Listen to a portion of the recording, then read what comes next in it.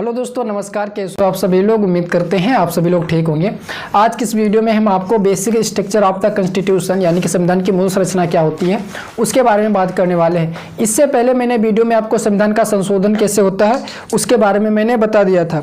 तो आज की इस वीडियो में हम आपको जो संविधान की मूल संरचना होती है यानी बेसिक स्ट्रक्चर क्या होता है उसके बारे में बात करने वाले हैं। हमें पता है कि जो हमारा basic structure of the constitution होता है यानी कि जो हमारा बेसिक स्ट्रक्चर होता है, बेसिक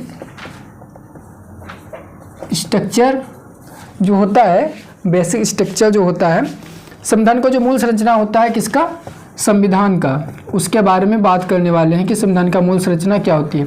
हुआ क्या कि हम लोगों ने पढ़ा था पिछली वीडियो में, एक आता है आर्टिकल हमारा 368 आता है, यानी कि 368 के जरिए संसद को अधिकार है कि वो किस में संशोधन करती है, संविधान में संशोधन कर सकती है।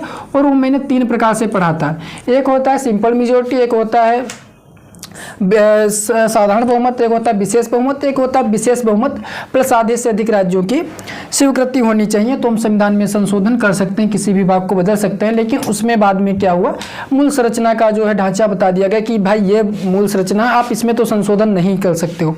फिर हुआ क्या, तो उसके बारे में बात करते हैं। जब हमारा संविधान लागू हुआ तो संविधान लागू होने के बाद अनुच्छेद 368 में क्या बताया गया? अनुच्छेद 368 में तो ये बताया गया था कि अनुच्छेद 368 में बताया गया जो संशोधन करने की शक्ति है, संशोधन की जो शक्ति वो किसके पास है?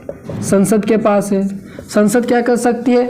संविधान में संशोधन कर सकती है। लेकिन एक वर्ष बाद जब हमारा देश संविधान लागू हुआ तो एक वर्ष बाद क्या हुआ, सर्वोच्च न्यायालय के सामने एक मैटर आता है। सर्वोच्च न्यायालय के सामने क्या आता है? सर्वोच्च न्यायालय के सामने एक केस आता है जो क्या है, मौलिक अधिकारों में संशोधन से रिलेटेड थी। उसमें क्या हुआ, उसको कहते हैं शंकरी प्रसाद पहला संविधान संशोधन आता है। पहला संविधान संशोधन हमारा आता है 1951 में। इसमें क्या किया गया, इसमें जो है संपत्ति के अधिकार में कटौती की गई। किसमें कटौती की गई? संपत्ति के अधिकार में कटौती की गई। संपत्ति के अधिकार में क्या की गई? कटौती कर दी गई। जिसको संपत्ति के अधिकार में क्या गई? कटौती की गई। तो सर्वोच्च न्यायालय ने क्या इसमें बताया कि अनुच्छेद 368 के जरिए जो संशोधन करने की शक्ति संसद को प्राप्त है तो क्या करती, संपत्ति के अधिकार में कटौती कर सकती है। और इसको जो है अनुच्छेद 13 के अंतर्गत एक साधारण विधि मान लिया गया कि एक साधारण सी बात है, इसमें कोई विशेष बहुमत की रिकॉर्ड नहीं होती, साधारण सी बात है। तो इसमें क्या आसानी से इसमें जो है संशोधन कर दिया गया। और इसमें किसी संविधान संशोधन अधिनियम की जरूरत इन्होंने नहीं बताया, जो कि सर्वोच्च न्यायालय ने क्या की, टिप्पणी की। ये बात करते हैं शंकरी प्रसाद मामला। कौन सा मामला है? शंकरी प्रसाद मामला जो कब आया था? 1951 में आया था। 1951 में आया था, जिसमें संपत्ति के अधिकार को चुनौती दी गई थी, जो कि सर्वोच्च न्यायालय के पास आया। तो इसमें भाई इन्होंने क्या बताया था कि संपत्ति के अधिकार में आप कटौती कर सकते हैं और अनुच्छेद 13 के अंतर्गत साधारण सा काम है, कोई संविधान संशोधन करने की आवश्यकता है नहीं, इसको आप साधारण से ही संशोधित कर सकते हैं। फिर क्या हुआ, उसके बाद दूसरा जो है सर्वोच्च न्यायालय के पास मैटर आता है गोलकनाथ मामला आता है। गोलकनाथ मामला आता है 1967 में। और इसमें क्या हुआ, सुप्रीम कोर्ट को क्या दी गई? सुप्रीम कोर्ट को चुनौती दी गई। सुप्रीम कोर्ट को जो है चुनौती दी गई, जो कि कौन से संविधान संशोधन के जरिए? वो 17वां संविधान संशोधन 1967 के जरिए।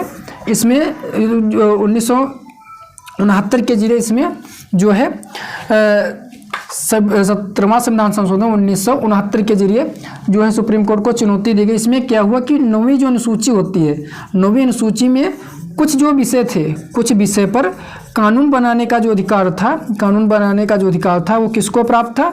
राज्य को कुछ विषयों पर कानून बनाने का अधिकार था। तो उसमें क्या होता है कि जो 9वीं अनुसूची उसमें कुछ विषयों पर जो है कानून बना सकती है राज्य।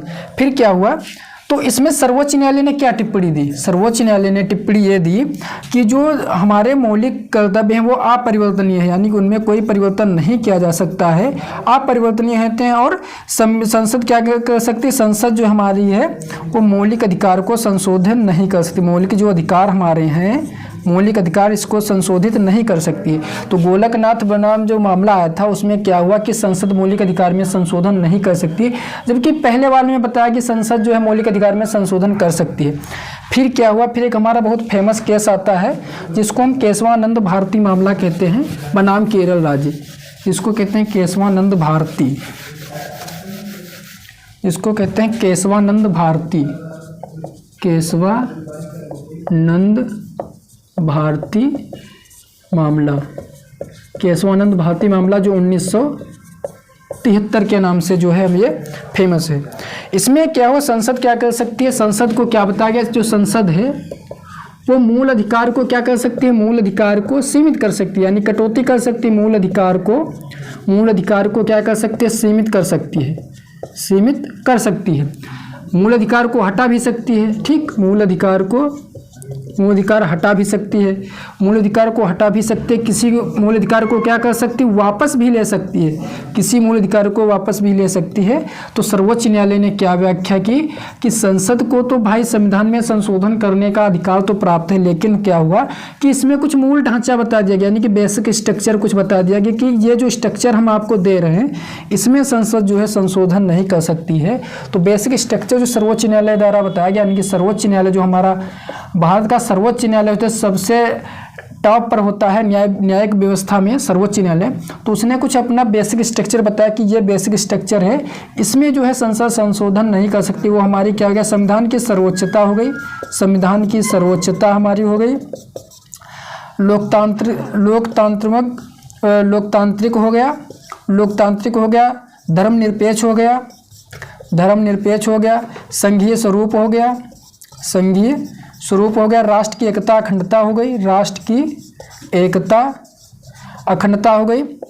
तो ये क्या हुआ, और न्यायिक समीक्षा हो गया, यानी कि जुडिशरी रिव्यू, यानी कि सर्वोच्च न्यायालय किसी भी कानून को कोई पास कर देता है तो उसकी न्यायिक समीक्षा कर सकता है। न्यायिक समीक्षा क्या, अगर जो उसको लगे कि भाई ये कानून पारित हुआ, ये कानून बाद में गलत या सही या नहीं है, तो इसके बारे में न्यायिक समीक्षा करता है। अगर जो उसको लगता है कि संविधान के अनुकूल है तो उसको आगे कंटिन्यू रखता है, अगर जो लगेगा कि संविधान के प्रतिकूल है तो उसको क्या कर सकेगा, न्यायिक समीक्षा के जरिए उसको असंवैधानिक घोषित करार कर सकता है।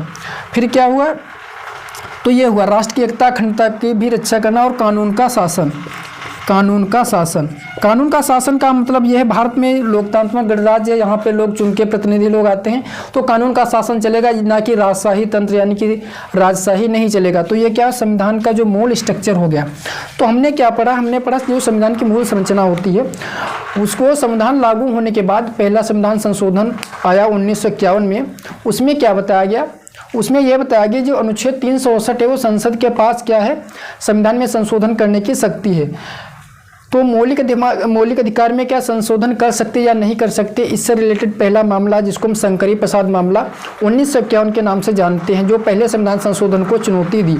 उसमें क्या संपत्ति के अधिकार में कटौती की गई, तो सर्वोच्च न्यायालय ने बताया कि जो है संसद अनुच्छेद 368 के जरिए मौलिक अधिकार में संशोधन कर सकती है। ये छोटी सिंपल सी बात, इसको संविधान संशोधन अधिनियम नहीं माना जाएगा, अनुच्छेद 13 के जरिए एक छोटी सी बात है।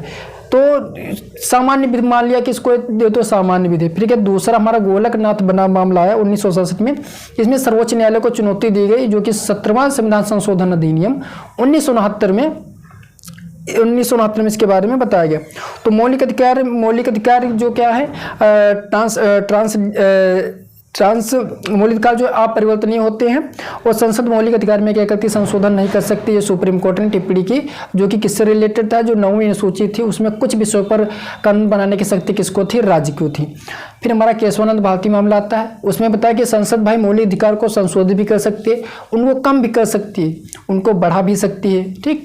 तो लेकिन क्या हुआ कि संविधान में जो संशोधन है अनुच्छेद 368 के जरिए किया जा सकता है, लेकिन क्या उसमें कुछ मूल ढांचा बता दिया गया कि नहीं, इस ढांचे से हट करके आप संशोधन तो कर सकते हैं, लेकिन जो हम आपका बेसिक स्ट्रक्चर बता रहे हैं आप इसमें संशोधन नहीं कर सकते हैं। तो वो मैंने यहाँ पे लिख दिया, संविधान की सर्वोच्चता हो गई, राष्ट्र की एकता अखंडता, लोकतांत्रिक धर्मनिरपेक्ष संघीय व्यवस्था हो गई, कानून का शासन हो गया, न्याय की समीक्षा हो गया। तो इन चीज़ों में जो है संसद अनुच्छेद 368 के जरिए संशोधन नहीं कर सकती है। तो उम्मीद करते हैं आपको ये जो हम संविधान का बेसिक स्ट्रक्चर है ये आपको समझ में आया होगा। इससे पहले मैंने कई वीडियो लाइन से देख लिया, आप उन वीडियो को भी जो है देख सकते हैं। मिलते हैं अगली वीडियो में। जय हिंद, वंदे मातरम।